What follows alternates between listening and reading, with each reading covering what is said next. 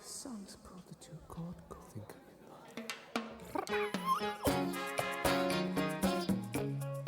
It's the Holy Hour Podcast, the All Cure Podcast. I am not Dave Kendall from 120 Minutes. I'm Gavin. I tricked you. Welcome to the show, everybody. Hope you're all ready for some cure talk and doing well out there. We got a wonderful string of shows, actually. A couple of themed ones coming up here in the next few weeks that touch back more on the anniversary of Wild Mood Swings. 25 years it's been since this highly debated album came out and caused such a ruckus in the Cure community out there. It's just too wild for all of us to handle on a daily basis, I guess. But we're going to get into it all again. Something I've been meaning to talk about is this magazine from DEK that came out fairly recently. I wanted to give everybody a chance to get it, though, and read it. And so I'm not totally spoiling everything, but I'm going to spoil some stuff. So we're going to get into the magazine this episode and kind of go over some of the highlights from there and some tidbits that we pulled from this wonderful magazine that hopefully everybody has by now. But before we get the show rolling, I want to kick this one off with a big shout out. Arguably some of the coolest humans on this planet, who I am forever grateful. Our Patreon crew: Donna, Craig, Jeff Hilton, Jeff Jones, Suzanne, John, Ben, Allison, Alan, and Matt. And of course, straight out of Apple Valley, California, Scott Kruger, co-host of the best Star Wars podcast in the galaxy. It's called the Sarlacc Digest, and you can check it out and watch it on their YouTube page every Monday night at 8 p.m. Pacific time, where they hash out all the latest news and rumors and line talk for everything Star Wars related. No matter what level Star Wars fan you are, they cover it all. And you're still in luck if you live in Las Vegas. They will be making a live appearance at the Vegas Unicon convention, October 1st through the 3rd, 2021, at the Downtown World Market Center. So go swing on by there and see the Sarlacc Digest crew. You can meet them in person, as well as other celebrities from the Star Wars universe, like Ashley Eckstein, who did the voice for Ahsoka on Rebels and Clone Wars, Jim Cummings, who does Hondo, Daniel Logan, who's little baby Boba Fett, but all grown up now. So tons of people over there. Go to unicon.vegas to get tickets if you're in Las Vegas, or just keep watching the live show. I'm sure they'll give a full rundown of how it all went afterwards. Monday night, YouTube page, Sarlacc Digest, 8 p.m. Pacific time.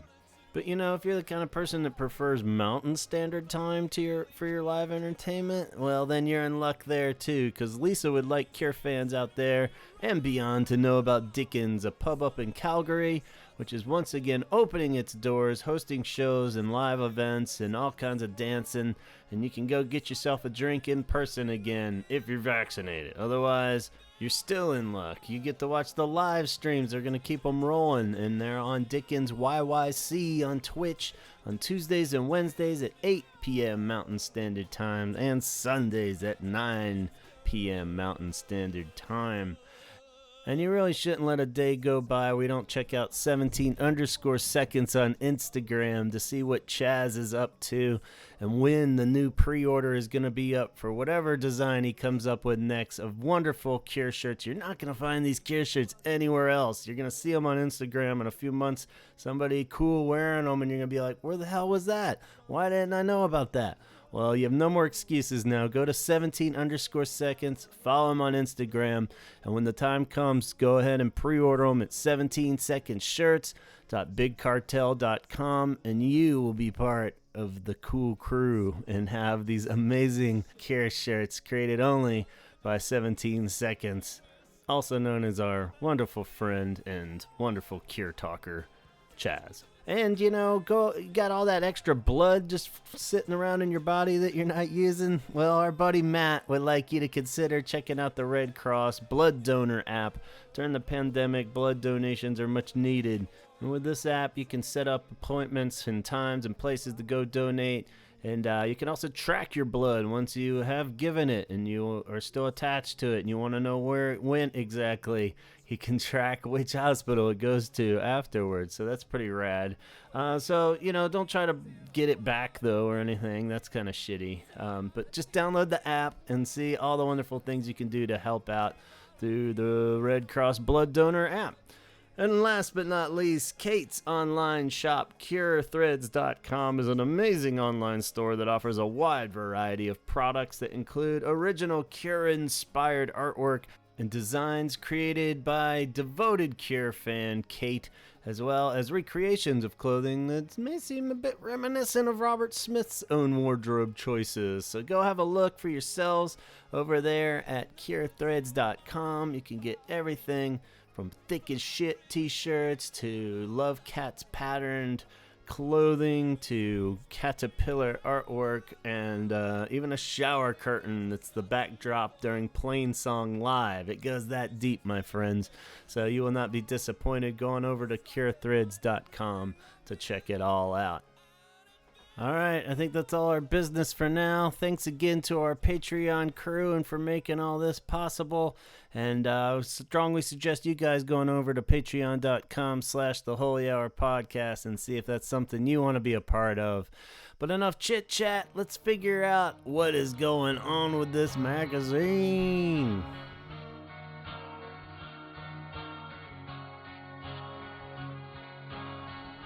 All right, so what do you say? We dive into this thing here, this DEK Magazine that has hopefully arrived for everybody that ordered it at this point. I believe it was about July, right, when this came up for pre-order. It was around the same time as Record Store Day, and I kind of made a deal with myself since I didn't get the picture disc of Wild Mood Swings because I already have it. I don't really care about the picture disc as much. I already have it on vinyl, meaning just a regular version from back in the day. I lucked out and actually bought that one back in the early days. So, I didn't really feel like I needed to buy the picture vinyl, but I didn't want to miss out on all the action. So I was like, well, I'll order this magazine, this slightly expensive magazine, especially as you get it shipped over here to the U.S., but it's a UK magazine. I believe it's issue 3, so they've only done 2 other ones. But it's pretty rad. I was impressed. It's oddly shaped. It's about a perfect square. So about a foot on each side, I would say. Nice thick cover here and nice thick pages. Great photography all through the whole thing.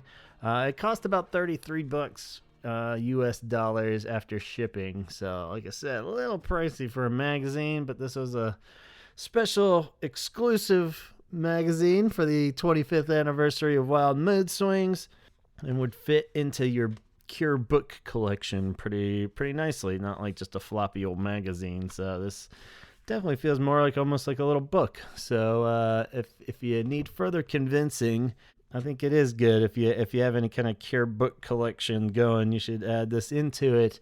I tend to feel like it was worth it. I am going to probably spoil a bit of this. If you haven't ordered it and don't want to hear it, hold off, go order it.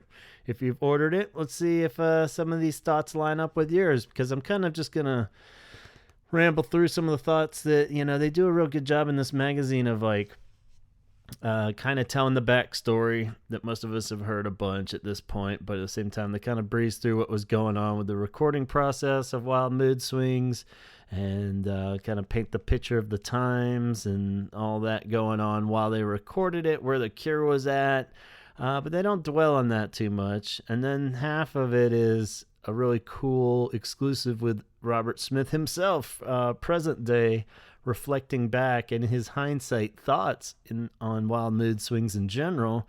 And then there's a really cool like track by track kind of section where he goes through each song and kind of says what he liked about it, what he doesn't like now, and it's kind of a fun revisit for Robert of the album. So that's pretty cool. I just made some notes while I've read the whole thing, and stuff that didn't strike me as stuff that you hear a million times or is kind of confirmed. So we'll read through it together, and I'll we won't read through it together. I'm not going to read you the whole magazine. But yeah, so I'll tell you some stuff that stuck out to me and I thought were kind of cool. So like I said, if you're not gonna buy it, listen up. Otherwise, we'll see if it matches up with what you think. But I do totally recommend buying it at DEKMag.com. I believe you should be able to order it still. And it got here pretty fast, surprisingly. So I was happy for that. And I guess let's take a look at it, shall we? We can start picking it apart here. To begin with, the cover is real nice. It's another Andy Villa design. Has the little panda bear head of the toy that they get into in the descriptions. And it's cool. It's got the little panda bear head on there from the 13th single cover. And just a cool design. The photography is really awesome on a lot of this. Aren't really pictures you've seen a billion times. Looks like the majority of them are done by Paul Cox photos. But then there's a few just kind of candid ones from the recording sessions and stuff from Robert Smith and Steve Lyons collections. Let's see, the whole magazine is pretty much credited to, writer Rachel Goodyear. So I'm pretty sure she's responsible for the full writing of the article, which does deserve credit because I thought it was written really well, where it doesn't, like I said, dwell on, just rehashing the history that we've heard from, Never Enough Book or wherever your sources are that you go, or the different magazines that have just kind of said the same things over and over from this period. It's written really nice, and it doesn't dwell in like music journalism kind of way that can get kind of annoying sometimes. So really credit to her. Flows a lot better than like that Mojo magazine we were making fun of, where some of the writing was a bit questionable. But so very cool. Credit to her.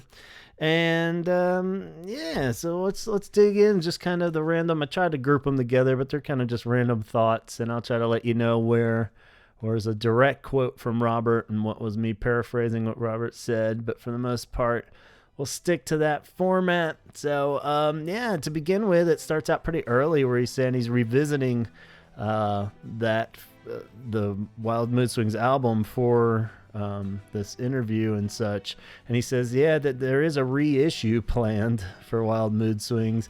It's a couple years down the line, and so what would that be, like a 5 years from now? Maybe would be, if he's not doing the 25th anniversary. I don't know, maybe they won't be dwelling on the anniversary thing so much and just re-release it. Maybe like right after the Wish one that will come out next year, we'll get this one, but here I go again. So who knows? But he says there is a reissue plan down the line then later, and he says that there are 7 songs that haven't been heard in any kind of format, because there are demos of this that kind of float around out there. If people aren't familiar, you could somebody's probably uploaded them to YouTube and such at this point, but there are demo versions of a lot of the songs on this album that are kind of like the deluxe reissues, where they're usually just instrumental or slightly different feel, or just first take kind of versions of them. Nothing drastically different, but I'm sure they would be on a deluxe reissue. But these 7 songs that we'd never heard, normally be like, well, I don't know, is that really much to get too excited about? But at this point, when you look at the B-sides of Wild Mood Swings, and so obviously, and this is something that's going to come up constantly and has always come up with Wild Mood Swings, is the song choice and what this and the decisions made. So in a sense, that's good news that there's 7 songs out there that we've never even heard, judging, like stuff just got picked and shuffled, and there could be some gems in there still. So who knows, fingers crossed. But that's kind of cool to know that at least he's at least the first step of mentioning it for the next 20 years, and then we'll see. I mean, obviously the Wish reissue should come out probably before this, but let's not go there. All right, so reissue coming down the line. Says, while doing this, Robert Smith also mentioned he's been compiling thoughts, and this is a direct quote, compiling thoughts for a biography, but at this point has only made it up to 1993. Basically, he was saying it's been fun revisiting this album because he has been going back through everything, compiling his thoughts for a biography. And he just kind of mentioned that in passing, where it's like, I don't know if he's meaning the Tim Pope documentary thing, if that's still even a thing, or if it's a full-on book at this point or what. But apparently he's compiling thoughts for a biography, which is also like, okay, so that's what you're working on too. So that's cool. But he's only up to 93, so he hadn't really gotten to Wild Mood Swings thoughts. So they're all kind of fresh off the top of his head while he's doing this interview, it sounds like.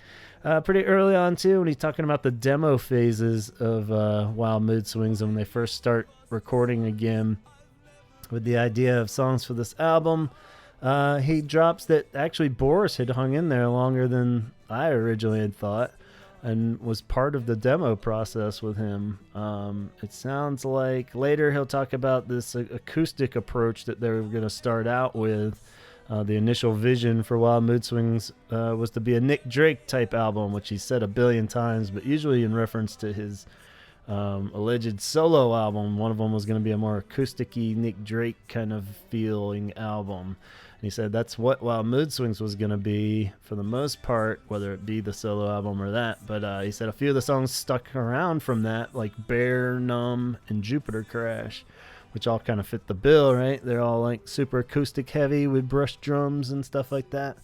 But apparently Boris was around for those. Part of me would want to initially think that Boris was like, because this is coming off the heels of like Burn, maybe not heels, it was a little before it, but so Burn came out and then like Want, was in that vein. But really he's saying Boris was kind of in the demo phases for this acoustic thing, which also makes sense. Boris got really like percussion kind of heavy by the end of like Wish and stuff. He was really getting into that more, you could tell. Just, not the full-on rock drums as much, maybe. So that would have been pretty rad.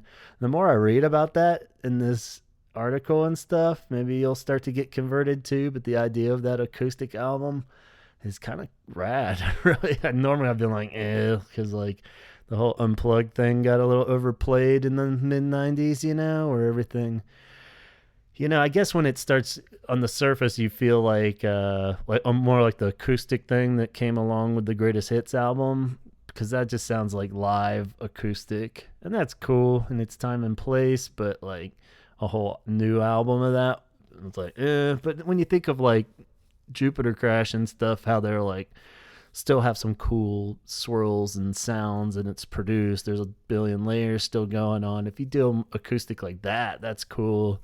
So we're not talking like Starbucks reimagining of whatever acoustic, how those are always kind of awful, I think this could have been really cool, just like really chill with like songs like Bear and stuff, and the drums are just kind of more wishy-washy with that, I don't know. Maybe I'm just officially becoming an old fart where I'm like, that sounds kind of cool. But yeah, something to keep in mind as he talks about the different approaches to this album. But yeah, pretty cool too to think that Boris was in there on those. Hopefully that wasn't the reason why he left, or he was just like, oh, I don't know, I don't like where this is going. But I think it was pretty fair to say he just had his time and he was done at that point too. So as far as drummers too, they also go into the auditioning process a bit more. We've speculated in the past of like how much overlap of these guys was going on, why he chose Jason over the other dudes, and there's still not a ton of detail, but there's a little more scoop in here. It says Mark Price, Ron Austin, Louis Pavlo, and Jason Cooper were the 4 drummers that they had barely... I'm sure they auditioned tons more and stuff too, but those were the 4 that like made it out to the studio and recorded tracks, rehearsed, and he said, we're all somewhat auditioning at the same time, though. I kind of always thought like they'd run the course with one and then grabbed another and then grabbed another and eventually settled on Jason. But it sounds like they're all kind of floating in around at the same time. There was some overlap anyway. And Robert would assign specific new songs based on what he thought were their best drumming skills and stuff like that. So he tried to handpick songs that would match their styles a bit more. And then they'd have like side hangouts with them at the St. Catherine's mansion there, where we'll get into the excess of everything that was going on at this giant place that they were recording for a very long time. And which is kind of funny coming off the heels too of our Hyena episode and how ridiculous that seemed, that album was taking forever, but hearing the Cure are doing it now where they're just basically living in this mansion, just recording this album forever, it seems like. Basically, they'd have these huge long dinners, and they'd get to know the drummers a bit more. And he said he didn't want to just choose the best drummer, like skill-wise. He said it had to be a good fit, of course. And personality-wise, Jason was definitely the winner in the end. Sound like he said everyone just perked up when Jason was around and rejuvenated the band, and they really just clicked well personality-wise. So that's kind of cool to hear, and that's kind of what we had assumed in other episodes when we kind of wondered, like, well, why not? This Mark Price dude sounds pretty rad on Mint Car. Why didn't they keep him around and stuff? So I'm sure there's a billion other factors, like maybe those drummers just didn't want to hang out in this mansion for an entire year and had other projects they were working on too. Ultimately, Jason was the best fit, and I think we were all grateful and happy it worked out that way. So yeah, as mentioned earlier, and as we all know, they rented Jane Seymour's mansion. It was initially only rented from January to April, though. And of course, that would get extended quite a bit. They liked their time there and were having a blast, so they extended it for the full year of 95, I believe it was, and started just hosting these huge dinners with like a waiting staff and everything. So this is where he starts to kind of just admit everything was just in excess and it was getting out of control fast, and Robert was just having a blast. So basically didn't want it to end, and that kind of goes back to the idea of like all the bullshit that was going on during the time in Cure history, losing two very key members, the court case with Lowell. You could tell he just kind of wanted to retreat into making music, so much to the point where even when you start looking at the album and its criticisms and reviews of the album and how it's just all over the place, he almost went into the recording this without having any real songs and stuff, which is odd for them. And so there's so much like just make it up on the fly going on with this record, and it shows for sure, but at the same time it kind of makes me like it more in a sense too, where I don't know, I don't want to say feel sorry for them because they're having like this totally like excessive indulgence of recording in a studio, but at the same time it kind of felt like it was a retreat from reality for him in a sense, where he was just like, fuck it, I just want to have fun and make these songs, and it doesn't really matter if we don't have any songs right now, we'll find songs, and because he had mentioned he had paid for a lot of the technical stuff himself, like those soundboards and mixing boards and all these kind of things to put in there. So I wonder how much of his own money he was sinking into this like huge dinners and everything too, and having everyone just come out and stay with him for weeks and stuff. So he further admits throughout this interview that it was just this crazy, like out of control, not like partying so much, it's more like just hanging out and having like these huge meals and stuff, and just taking their time with the recordings like way too much. But at the same time, it must have been fun as hell. So, but I wonder who the hell was paying for all this, like Fiction. It was like, I guess Wish did really well, so sinking all that money back into it. So anyway, we'll see more evidence of that as it goes along. While recording, Robert got the idea too. Since they're using different drummers, he's pretty much just given into the fact at this point that the recording is going to have different final drummers on it, which is a little odd. Like, I don't know why once they settled on Jason, they just didn't have him replace it all.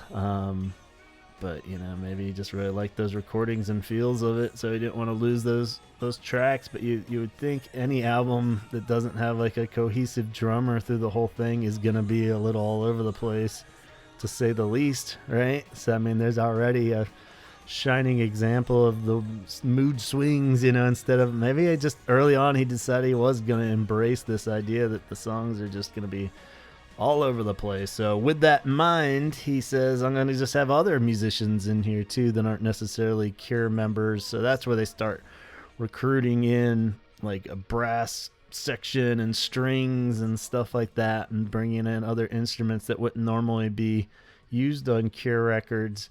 He said even that was an excess and starting to get out of control because they just started bringing in all these other people to play and all these horns on albums and stuff that they're never going to be able to fully recreate live unless they tour with these people in their band.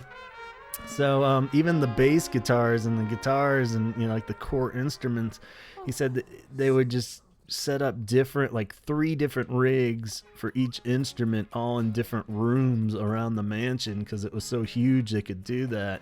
So they would just set up like a whole guitar setup, with different amps and different pedals and guitars in one room, then just do like a whole other setup in another room. That way he could hop around from room to room doing whatever sound and then pick the best one. But I mean, good God, that's why it took so long. If you're doing that kind of thing for like basses and stuff too, it's like, geez. So yeah, he was really just trying to embrace this whole making it different, let each song kind of go in its own direction. At this point, I think he had given in and signed on to the idea of the Wild Mood Swings non-concept. He said he wanted the whole album to feel like a singles collection. So, you get the idea there, which is like, okay, I almost get that, but he's missing the catch that the songs have to be, Cure singles caliber. And as much as I even want to defend certain songs on this, there's a lot that are far from like Cure singles caliber, especially as for a whole album's worth, so the songwriting might not be there enough to pull off this idea. But that's kind of why, like when you listen to Galore or Standing on the Beach, they don't, it's a singles collection, so of course it doesn't flow the way an album would. He wanted that feel for it, but so it does hop around a lot like that, but it's like if the songs aren't singles, you can't really do that. So, nice try though. So not mentioned in this, but I believe Chris Perry finally did have to say at some point, look, it's got to be done by this date, and enough of this bullshit. You're dragging in a song way too long, probably getting them checks for all these dinners and stuff at that point. So the excess found a way to continue into the mixing process indirectly, or maybe directly too, because they ran out of time, as we talked about in the Wild Mood Swings episode. So Robert and Steve Lyons came up with the idea of outsourcing the mixes, basically, where they would just send off all the unmixed stuff to artists and producers all around, different types, and get a billion different mixes from other people to save time instead of them sitting there trying to plug away at each final mix. And again, that definitely adds to the convoluted nature of this album. He touches on in this article that a couple came out disastrous, though. They would come back to him. He said he didn't want to disclose who did the mix, but it was for Round and Round, and he said it was just horrid. It was just vocals. He'd pulled everything out except for vocals and a drum machine that they had tracked in there. And said it was just absolutely terrible, which I can imagine would be pretty bad, just the vocals and a drum machine for that song. It's funny he said that song because that's, the one I always cite as pretty much the worst track on this album. And so maybe it wasn't the mix that was so bad that was the problem. Maybe it's the song. But, maybe that was that producer's way of saying the song's terrible. Just the only thing he sent back was the vocals and a drum machine. It's like, maybe if I just butcher this mix so bad, they won't use it on the album. So maybe that producer was doing his part to cut that song from the album, and it didn't work. Somebody else mixed it. So yeah, a lot of just bad ideas, a lot that they liked, but then they would argue over the mixes between each other, and then Robert and Steve Lyons would mix a few of the songs on the album. So again, that's why it's all over the place. You don't even have the same people doing the same approach to the songs in the mixing. So that's definitely going to be, and that's further why those singles had 5 versions of Gone on there and 3 versions of Mint Car and stuff. That's that makes sense more now in hindsight. We used to complain about all those billion singles that have one extra dumb mix on it. I'm like, what the hell's the point of this extra single? It almost seemed like a money grab thing, but it's really just it's so hard to decide on a final mix of something when you get like 15 different mixes for it. Anyway, at that point in the article, they do mention the artwork as the album finally does start to settle into its final mixes. And he talks about Andy Vella, and he says usually it is credited as Andy Vella and The Cure when they decide on a concept for the art design and stuff. He said, but it's usually he's just being nice. Robert, again, it's always Robert and Andy. The band usually doesn't have any say. I mean, he doesn't really make it sound like he dictates it. Like maybe they don't even care or want to really put in any 2 cents, but he says it's usually him and Andy. Doesn't really mention any of the Pearl angle too, but I guess he's talking more recent stuff. So the concept of the art came from Robert's old toys, so those were his old toys, and he said he brought the idea to Andy, and Andy ran with it, and they liked it a lot, and I do like it too. At least it's probably the most cohesive aspect of Wild Mood Swings is the actual artwork and how they all fit in a theme, unlike the album.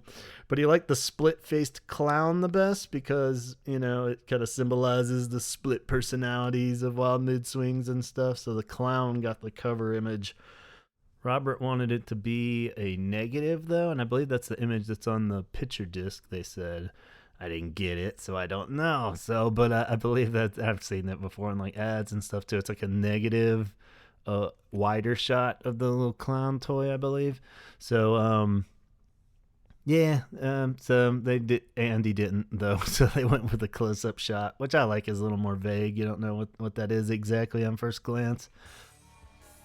So the mixes are done, the artwork's done, the album comes out, the tour gets a mention too, and just how that was kind of in excess too, and a little massive, overly done. He called it the evil Disney theme of the broken down roller coasters and such. But he's like, yeah, even the tour was a bit over the top. 15 trucks, 55 crew members. He called it a financial disaster. I don't know if that's all in reference to the production side of it or, as we all know, at some point on that tour, they start having trouble even selling the tickets and stuff, which is just mind-boggling. But it happened, and I remember it being really cool though, going to those shows. I remember the set looked really awesome, but technically another idea that might have fallen a bit short in the grand scheme of Wild Mood Swings, and maybe Robert being a little disconnected from the world at that point, trying something like that. So quickly, Robert also realized how hard it would be to play a lot of these songs on the tour and live. So I'm sure he knew it before they actually started playing it, but at the same time, he admits that, that kind of hurt some of the songs because he couldn't really do songs like 13th and Gone, right? A lot of those just don't sound right with like synth horns or a billion vocal tracks and stuff thrown in there because it was just such a hugely produced album with so many parts. So he feels like that kind of hurt the live shows because they wanted to play a lot of these songs live, but they just didn't translate. So he says the good and the bad of Wild Mood Swings were the same things, basically. He says, I was just enjoying myself way too much. I should have made 2 albums in this time, the acoustic one, and then made a wild, weird one after that. So yeah, which does make more sense when you look at it. It's a little funny when we know the current context of The Cure, and here he is even with an album that came out in 96, and he's talking about multiple albums and how he should have done this. And so maybe if he had modern thinking going on, that probably wouldn't have been a good idea because he'd still be working on them. But it does make sense on the surface because they lost focus going into the recording of this, where it did start out with that acoustic thing, and it sounded like that made it a lot further than I thought. If Bear and Jupiter Crash and all were kind of stemmed off of that. Probably should have just stuck with that direction. Since you do have a 4-year gap going, I mean, obviously you had other stuff going on and the band was falling apart and reforming and stuff like that. I'm not really sure what like a song Want or something would fall into the weird, wild album. I get like the more acoustic type songs, but then you're still gonna have a few oddballs in there for sure. And then obviously you can put like Gone and 13th and stuff like that all on one record. Would be a separate one. So as we've talked about in the past of like rearranging with your files and stuff and playlists, it's just kind of the running joke at this point is everybody redoes Wild Mood Swings, whether you just reshuffle the track order or add in the B-sides or cut stuff all together just to make it an EP. Whatever you're doing, everybody's is always different, but it would be fun exercise for everybody out there to try the two albums, make like the more acoustic heavy one and then the wild weird one, and see if that holds up better. Because yeah, he could have done one in like 94 and one in 96, so it was technically enough time, but who knows. So hindsight, right? I do think Want, if he had that fairly early, they could have come out as a standalone single and put like Burn as the B-side even, because that was only on the Crow soundtrack. A lot of people, or flip it even, just put Burn out as a single even after it did really well and everyone loved it from the Crow soundtrack. So because those songs pair well together, we always said it would be great to have had a whole album of that kind of stuff where every song was in that vein and of those two songs, but might get a little exhausting too by the track 8. But anyway, at this point, he does the hindsight track-by-track review. So this is cool. I wish he had this for like every album. It's kind of like a lot of those cool things you read on Cure News, where it's like just quick thoughts of at the moment. With Robert, it's going to change from week to week, but kind of neat to just have an official opinion that he's given each song as he goes through it and is listening back to it.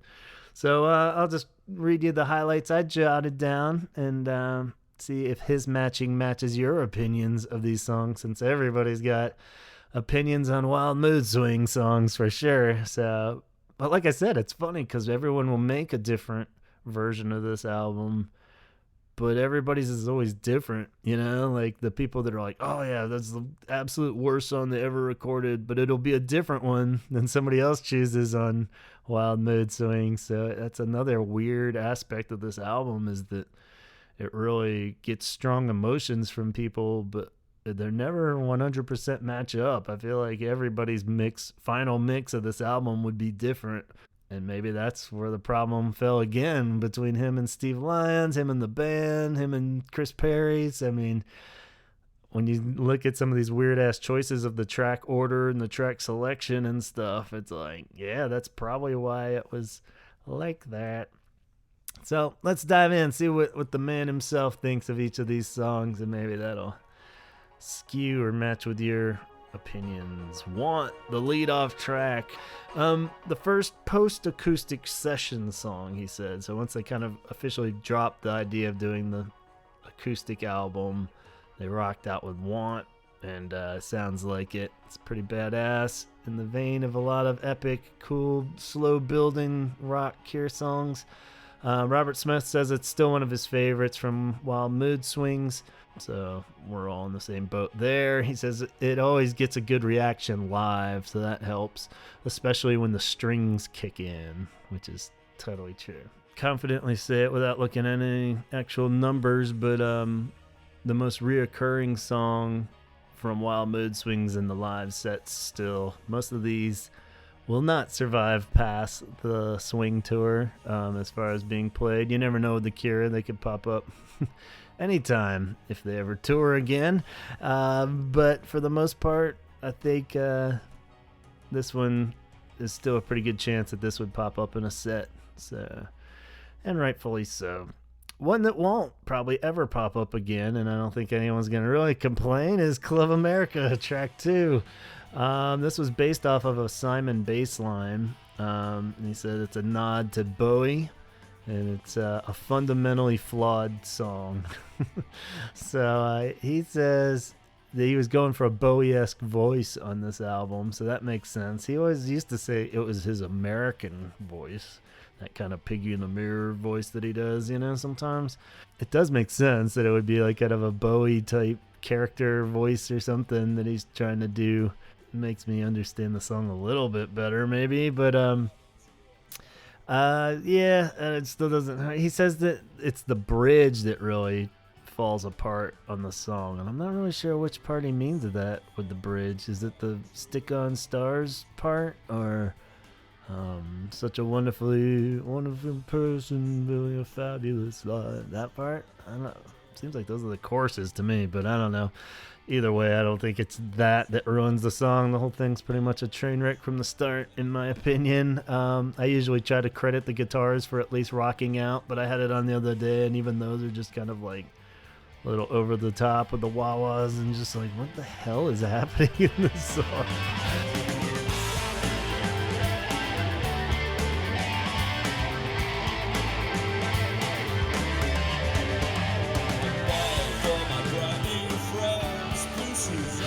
It's just more odd that it's track 2. We'll get into the song order a bit too. Robert even admits that the track running order on this album is like completely bonkers, but yeah, why the fuck they would put this number 2, I have no idea.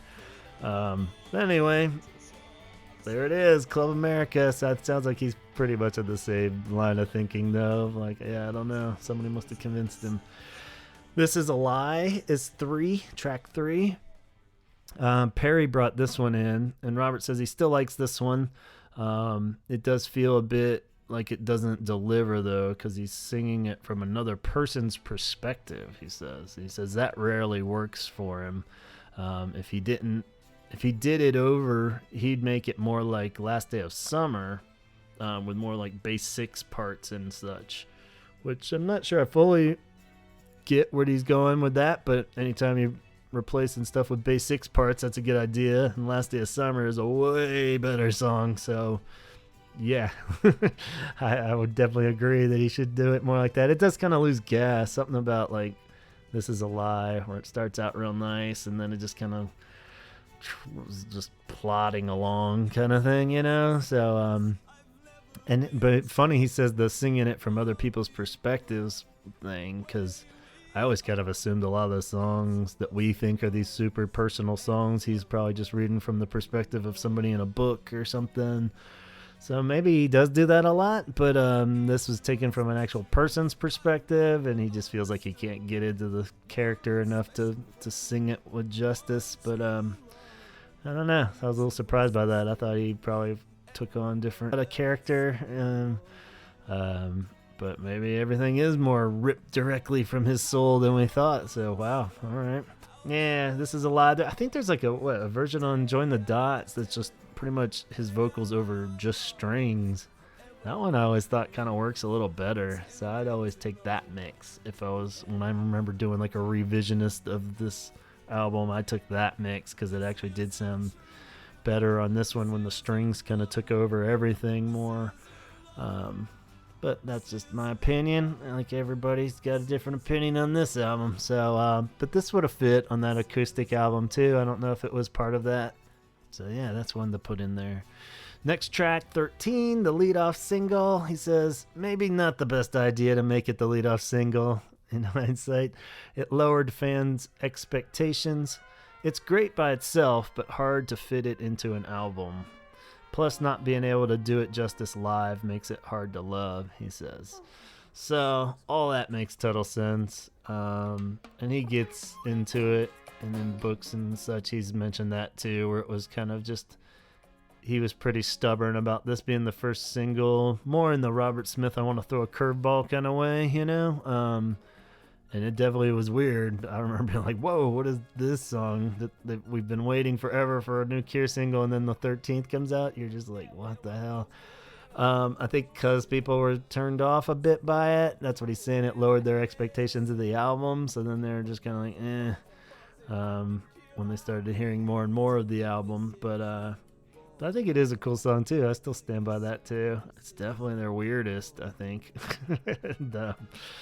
In a cool way, but yeah, it probably would have been a standalone single again, I guess he was just really, and in the 90s, everything was back to such the album concept. Well, nowadays they could have just dropped this as a single again, really easy, and nobody would have batted an eye, you know? Could have just been this one weird one-off single, and then they could have made the album flow a little better.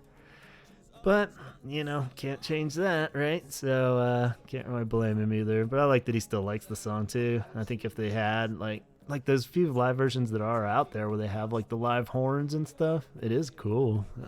So it works when you do it like that. But, yeah, you can't do Why Can't I Be You synth horns kind of thing for a song like that. So, and luckily they don't try it that often either. I don't think they ever did. Maybe a couple times on tour, the swing tour, they played it. So I don't remember if they had like people there or if it was just they tried it with the synths. And ooh, speaking of bad synth sounds, the next song, Strange Attraction, I was kind of laughing at what he said about this one because it was always what I had said. It matched up with the idea that there's just something missing with this song. Says, you know, he likes it still, like the way I like it, but then there's just something in, whether it be the mix or what. I always blame the synth sounds. I just thought it sounded a little too goofy.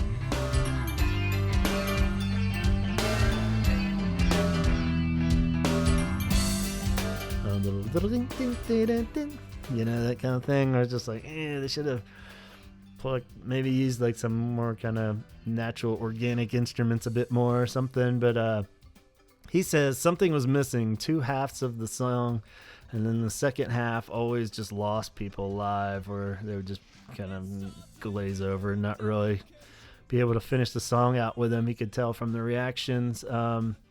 So yeah, I 100% dig the lyrics though, and it sounds like he does too. They're really good, cool lyrics, tell this weird little story. But yeah, I don't know, it just somehow doesn't land either. So it was funny, with the idea of the acoustic thing, I was like, a song like this almost would be really cool to hear it like over like some brush drums or something, almost do it in the kind of new wave jazzy feel of like, you know, Love Cats and Gone, even if they'd stripped it down or something and just done it with like more acoustic instruments and stuff and have it over like a little brush drum shuffle kind of thing. Almost to the point too where I just started covering it on my acoustic guitar, just slow it down and make the lyrics the focus a bit more, you know, make it like kind of a goth folk song, you know. So it's been fun to play just because you really can't emphasize the lyrics and how good they are.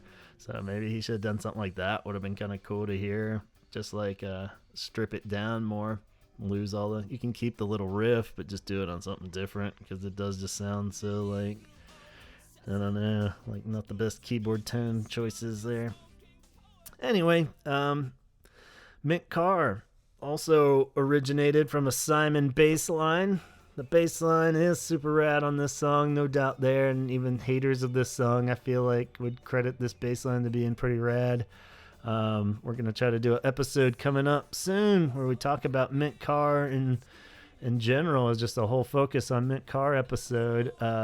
So that'll be cool. It might even come out before this one, I don't know. But so yeah, I won't dwell on this one too much because I'll probably repeat myself over and over, but he still stands by the idea that this is a better pop song than Friday I'm in Love, and it just didn't get a fair shot really as far as chart success or being a hit, whatever you want to call it. I'm not sure I totally agree. Friday I'm in Love is just such a quirky, fun song that works a little better. I love the song though. I mean, I like Mint Carr a lot. I feel like the lyrics are kind of weak. And it sounds a little just kind of surface level Robert Smith writing, but at the same time, I agree it should have been a hit. He says that it's not really, you know, the band was just in the spot to have a hit in Friday I'm in Love era. You know, at Wish there, everything was just lined up for a hit there, and they just weren't in the position to have a hit for Mint Carr, which does make sense. You know, there's so much more to it than just it being a catchy, cool song, just where the band's at this time and place of the release. So, gotta agree with that. Jupiter Crash. Robert loves this one still. He says he just loves the overall mood, and it came out exactly how he wanted. So everything was perfect with that one. And I think, again, most Cure fans would agree this is definitely a highlight of the record. No matter where you stand on the record as a whole, I think most people are pretty cool with Jupiter Crash. Just has a great bass line, and like you said, the mood and the feel of the song is really awesome. And again, kind of puts merit to this idea of the acoustic album. I feel like if everything kind of flowed the way this song does, that would have been kind of cool. Like a dreamy, weird, layered acoustic album could have been really cool for them to put out in the mid-90s.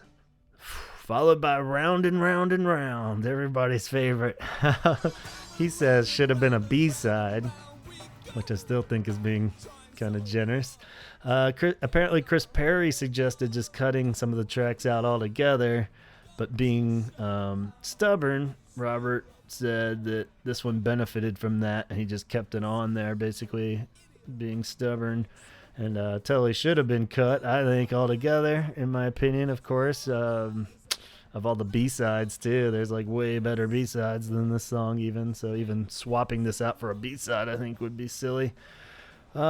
Earlier in the article, Robert also said if you play Round and Round 10 times and every time you get silence after it finishes, you don't want to play it an 11th time, referring to it just never went over well live, and how, in contrast to Want, people really, it's well received live.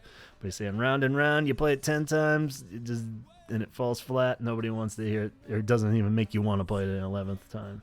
Yeesh.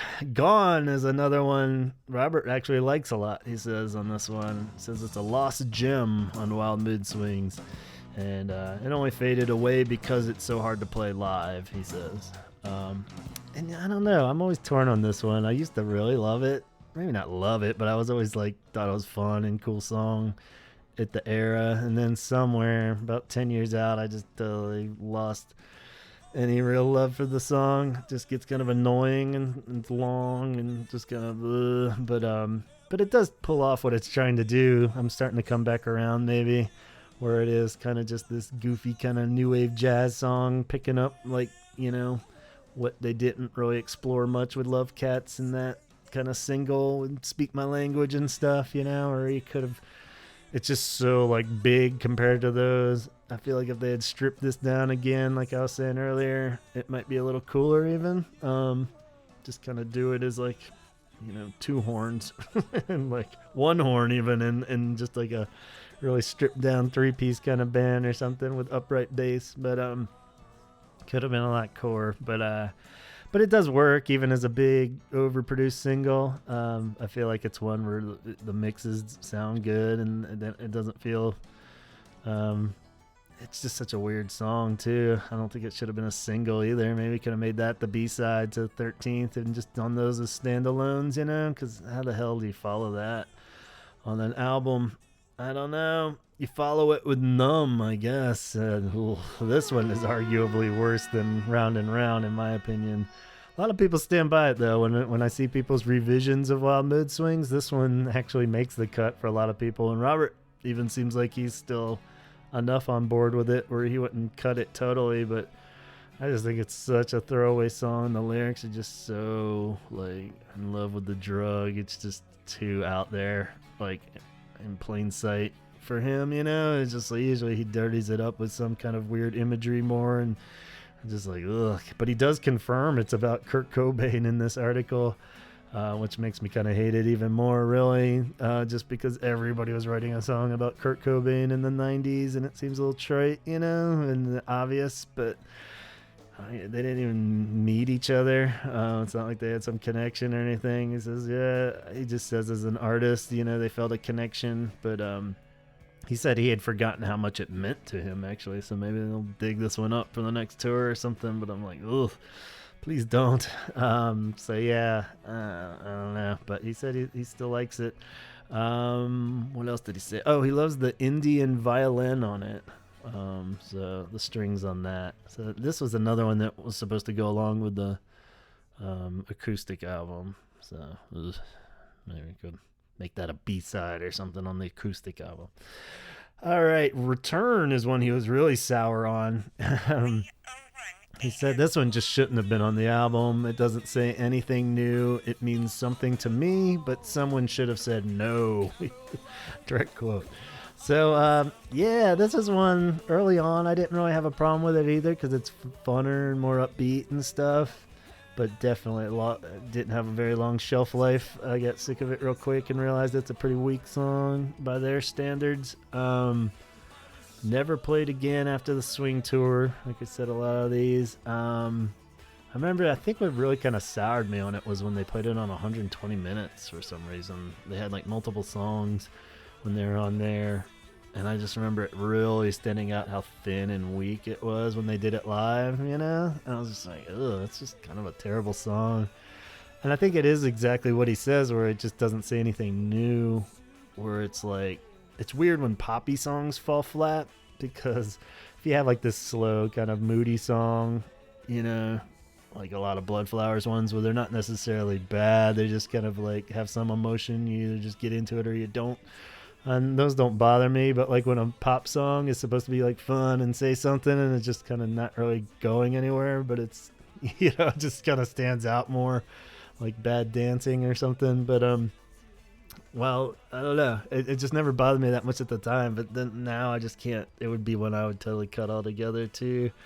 Just doesn't really hit any of the spots is what I'm getting at, I guess. The other Cure songs that are poppy, like, cover everything that the song would want to say, but better.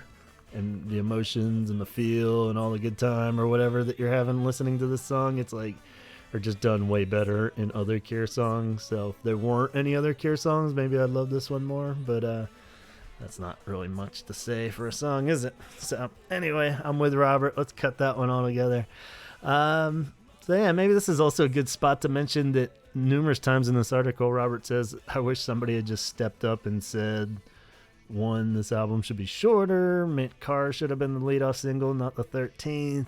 Don't drag out the recording process. He's kind of hinting that he just kind of got wrapped up in his own head and stuff and was calling too many of the shots, and he wished people had stood up. But then it was like when I was looking up just any kind of tidbits in that Never Enough book by Jeff Apter, for Mint Car, a later episode we're doing, it's funny because Steve Lyons, the co-producer, says that he told Robert all these things indirectly. He's like, yeah, I told him he shouldn't put 13th out first. We should do Mint Car. We had a big argument about it. And then later in another section, he's like, yeah, you know, I tried to tell Robert we should probably trim the album down a little bit, but, you know, he just wouldn't listen. So I don't know if he just flat out ignored Steve Lyons and forgot that he ever even bounce those ideas off him or what. But it's funny to this day in current time, him saying, I wish somebody had told me no when somebody did. Steve Lyons was telling you no the whole time, but maybe he wasn't saying it loud enough or something. Maybe he's just like, hey, Robert, maybe we should so, shut up, I'm trying to do this. So who knows, but it's kind of funny. Trap, as we wound down the album here. Trap, Robert says he has mixed feelings about still. It's a really angry song about someone specific, and it jars me a bit too much now. So it kind of makes our theory of it being about Lowell make sense more. We're saying it fits the theory and timing of that, you know, with this album perfectly. Kind of slightly disguised as a relationship song, but it, you know, totally could capture everything he wants to say about Lowell at that time in history. So that would make sense that he would feel a little weird about it now if they're, you know, cool again, or at least at peace. Yeah, so he said it was supposed to be a rock song that accompanied Want, so something a bit more Want-ish. It does rock. I always took it more of as like a subpar version of Cut, you know? It's in the same vein as Cut, but Cut's a way better song. A lot of people have a problem with Cut too, but I think that song's rad. This one's still cool. It works good, and it is good to have a good rockin' one. Like he's saying, I think it's just the fitting of it is a little weird because it's so far from Want at this point that you don't make that connection. It's coming out of these weird, like, new wave jazzy songs, and it's coming out of like these acoustic-y songs like Numb, and then it's bleeding into, and this is what he seemed to have the most problem with, was that it segues into Treasure, which is odd though, because he cites that as a problem with it. You can't just go into Treasure after Trap because it's too much of a contrast, and they've had like very drastic contrast in their running orders before, but I don't know. And he does it again on the 5 swing thing that he put together. So I don't know why he did it on that one too, if it was that big of an issue. But yeah, it should be somewhere else on the album, but I'd hold on to it at least. Treasure, though, he says is a nice song and one of his favorites too from this album. He said it was recorded during a phase when he and Perry were trying to put a drum machine on everything as just an exercise, or maybe not exercise, but just try out the idea of maybe you just use drum machines for everything. Maybe it was a week when none of the drummers were really blowing them away. But and this one stuck. He said luckily somebody talked him out of the drum machine idea altogether, but for this song it actually worked a bit because there's like a loop with live drums too. I don't know. It's funny he says that though, because I kind of like the idea of the drum machine. I wonder what angle the whole album would have taken if it had been an all drum machine album. But at the same time, this one, it's as much as I love Treasure, it's probably like favorite song on the album almost, or arguably depending on the day. But the drum loop machine part of it isn't what I like about it. I always kind of wonder if that works. You know, they could have just done like a chill drum beat to it and it would have worked maybe even a little better. But I don't know. I still love the song. So yeah, like you said, he just didn't like the way it trapped. Then it just goes into this super depressing last part of the album, which doesn't really fit the fun, wild nature of the album, I guess. Going from like Treasure into Bear. And Bear, it was one of those early acoustic songs. He says it's just too long now and should have been cut down somehow. I remember reading in Never Enough, I think it was, somewhere where he was saying that they did try for a long time to trim down Bear, but it just never felt natural or right when they would cut a section out. And I kind of agree. Even though it's a long tune, I feel like it kind of does you have to play it out and hear all the agony in there, you know. And especially if you're going to keep it as the final song, I think it's fine to do that. If it'd been in the middle of the album or something, you know, that would be a little weird. But yeah, I don't have any problem with it being long. If you know, why not, right? It's a cool song. I really like it. It's probably one of my favorites on the album too. So I think that's why I always think favorably of this album a lot more than a lot of people, is just because it ends with these 2 songs that I really love. Got something left to say. Got to say it now. So as he starts to wrap up his thoughts on the album, he says, Wild Mood Swings was let down by the running order, and it's too long. So that's kind of a bottom line thing he's saying, and definitely agree. Like we said a billion times, the running order is all over the place. You could swap out B-sides all day. You could rearrange stuff. Everyone has a different idea of what would sound better. And if you lined up 50 different people's final mixes of Wild Mood Swings, I bet you all of them would be completely different. The too many songs thing is interesting because I totally agree. They could have cut it down to 12 real easy, cut it down to 10, cut it down to 8. I think it would have been even fine. But in his defense, I feel like we can't totally blame him because that was a 90s thing more. Like every album, you pull up any album from the 90s and they started stretching to 14 tracks for everyone. And like 9 out of 10 albums, they all have like about 3 songs at least that you could totally live without. You know, they're just like, put it all on there. I don't know if it was just like a CD thing where they just started saying, we got room now, you can put them on there. But totally hurts the flow of the album and may have been what kind of killed the album concept in a sense. It's just too much, you know, and it's just, you get exhausted, you forget what the hell happened at the beginning of the album, and really just kills the flow because you can't make something flow as easy that long. It really has to be a full concept, and it's just this mysterious number somewhere after 12. I feel like it's real hard unless you got a few little shorty tracks in there somehow. But I think that's another problem from The Cure, is that they don't have any of those, you know? So it's like all these kind of epically long ones. And you'll see that stretch all the way through, like, definitely the self-titled album. Like, that thing just, you know, a lot of it's just my opinion of that album, of course. But, like, that thing is just exhausting. I don't think I've ever, like, played it again immediately after. You know, even when I'm enjoying listening to it, I'd never want to just flip it over and do it again. Not that I'm flipping over a CD, but you know what I mean? So I feel like, though, that's something that we're kind of forgetting from the times, though, that you can't blame him as much for scrapping those songs. But he's not from that era. He should have been like, yeah, let's scrap it. it's just an odd thing. So I don't know. But I feel like the 90s are to blame, not Robert, for that one. We can't blame the idea that like some of the songs, it's just ridiculous that those B-sides aren't on there. He says he would have gotten rid of Return, Round and Round and Round, and Trap were the 3 he would cut. Which is so weird that he's doing this even for this album. Like, no matter who talks about Wild Mood Swings, it always goes back to, like, what songs would you swap out and how would you rearrange it? So it's pretty humorous that even in an interview with Robert Smith, he's doing it. And he says even the 13th is a bit too odd. So he's saying basically there that it should have been a standalone single. I don't know if I'd totally cut... I'd cut Return and Round. Trap, I'd probably keep on and cut Numb instead. But he says that Ocean and Adonis should have made the album, and I totally agree too. So there's 2 right there, especially Ocean. That song I adore. It's so good. So the fact that that wasn't on there is ridiculous. So when you're making your acoustic chill version, acoustic album or whatever, definitely put Ocean on there. So yeah.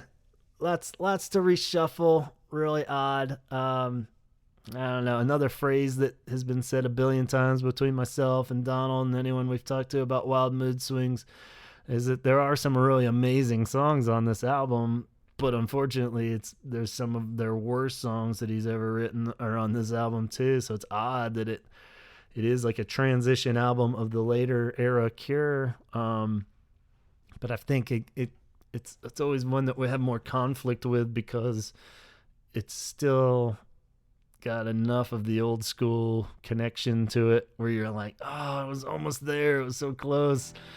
Maybe to some people, a lot of people just are totally anti this whole album start to finish. But I think it's, the timing of it, where I was in life, just starting college, it kind of fits with it all. So maybe that's why I like this album a little more than a lot of people is because I was like my first year of college, so I was kind of all over the place too, like Wild Mood Swings. It wasn't a very coherent time of my life. And so yeah, it kind of fits with that as opposed to like 4 years later when I'll be a little like more focused, but less enthusiastic with Blood Flowers. And that's the kind of way I felt about Blood Flowers when it came out initially.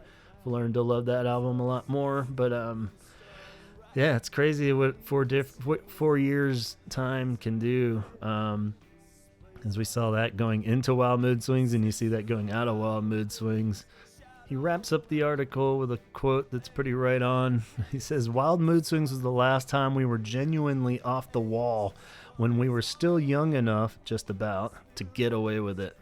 And yeah, I think it is true because this is like the last album where they just are trying everything. And I think it ultimately does boil down to that classic Robert Smith throwing a curveball that we've talked about through the whole history of this podcast and anything where you pick apart every Cure album. And at each step, when he's starting up the next one, he throws the curveball of like, whoa, you weren't expecting Disintegration after Kiss Me, were you? You weren't expecting, Love Cats and the synth pop songs after Pornography, were you? You weren't expecting 17 Seconds even after Three Imaginary Boys. So, I mean, he's always done that, and it's always worked. So, this is, like he's saying, the last time that they were... Maybe this was the last time that they did it because it didn't work really on this one. This is probably the first example of where he totally spun it in a different direction and threw the curveball, but instead of striking them out, it got clobbered out of the park, or he hit the batter, if we're going to use baseball analogies. So either way, it was a surprise, but it might not have been the surprise everybody was wanting. And, but I guess he's saying to get away with it, they still were able to get away with it. They still put it out and able to keep making records. It didn't like destroy their career or anything. And even ultimately, I've said it a bunch on this where it's like, I don't think there's anything embarrassingly bad about this album. It's not like a fucking disaster record where he was like trying to rap or, bring in like some hip young artist to sing with or something and duet with just to get more cred or anything, or drastically change their style to fit the times. I feel like it's just a some weird bad choices, but ultimately, it's more just the songs aren't great, and some of the approaches were questionable, but it was like, obviously it didn't fucking hurt their career. They're still going, everyone just has their favorites. I think it's in the context of Cure albums that this really doesn't shine, because the other ones are so flawless with their continuity of themselves and other albums and stuff.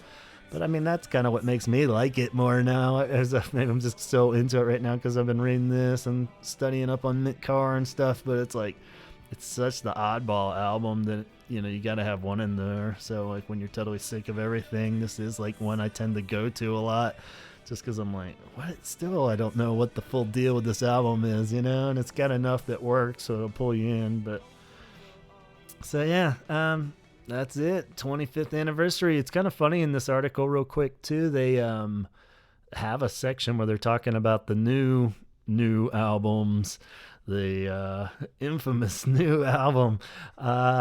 It was really dropped early in the article too, so I kind of pulled all that out and put it at the end here.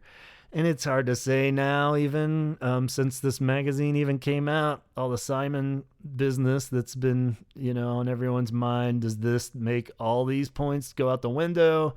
A lot of it's what we already had heard through the interview with the Churches stuff when he put out the Churches song with her and all.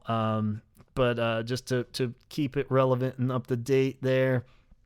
5 points of interest that came from what he said regarding the new album or albums. He says, one, initially, just recapping the fact that initially we recorded 20 plus songs early in 2019, but the festivals distracted him. So exactly what we were worried about and predicted would happen.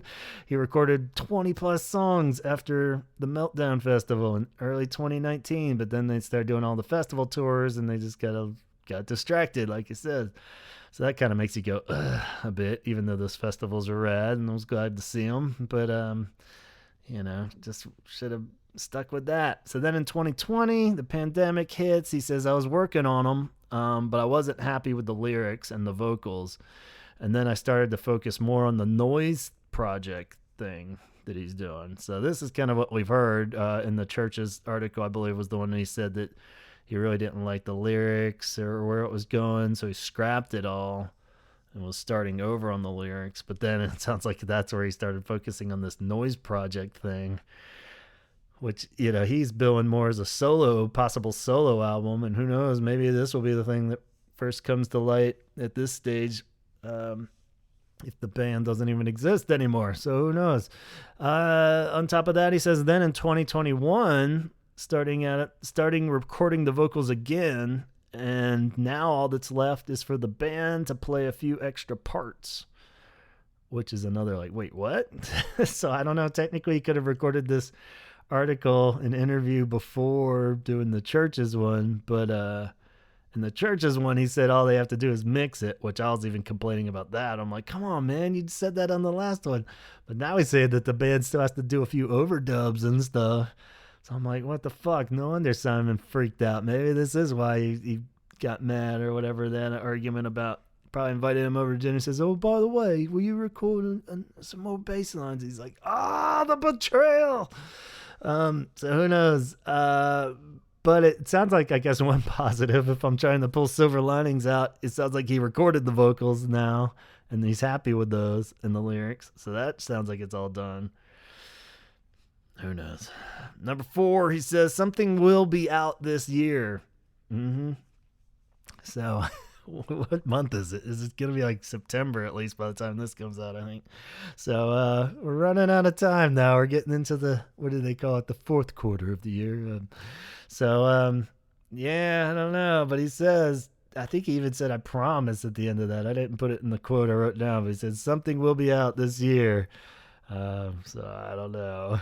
Sure it will.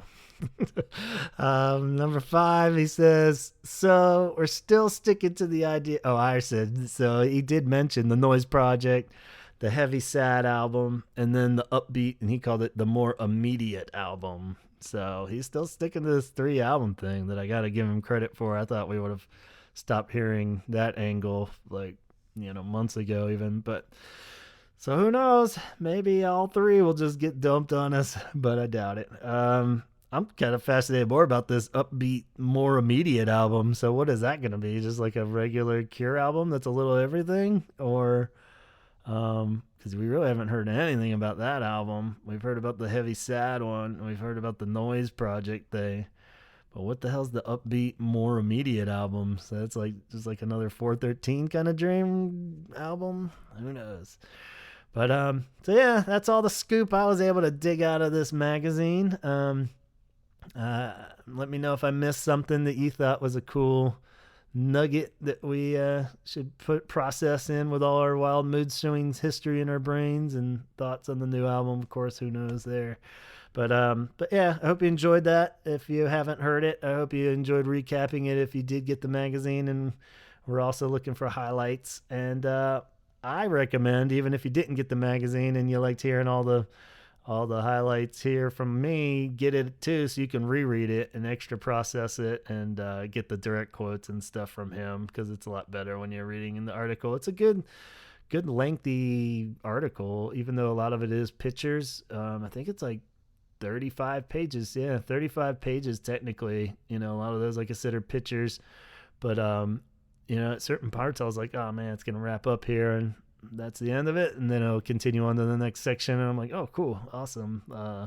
So it's definitely a good chunk of the magazine devoted to this, without going overly in depth to the past and stuff. So definitely worth it, and I'll definitely keep my eyes out for DEK or DEK Magazine. I don't even know what the full deal is with this magazine, but if they have other stuff in there, it's cool. I haven't really read any of the other articles yet, but there's a few new artists I haven't heard of that seem cool in this, so I'll check them out. Lots of good artwork and stuff in here, and just cool photography.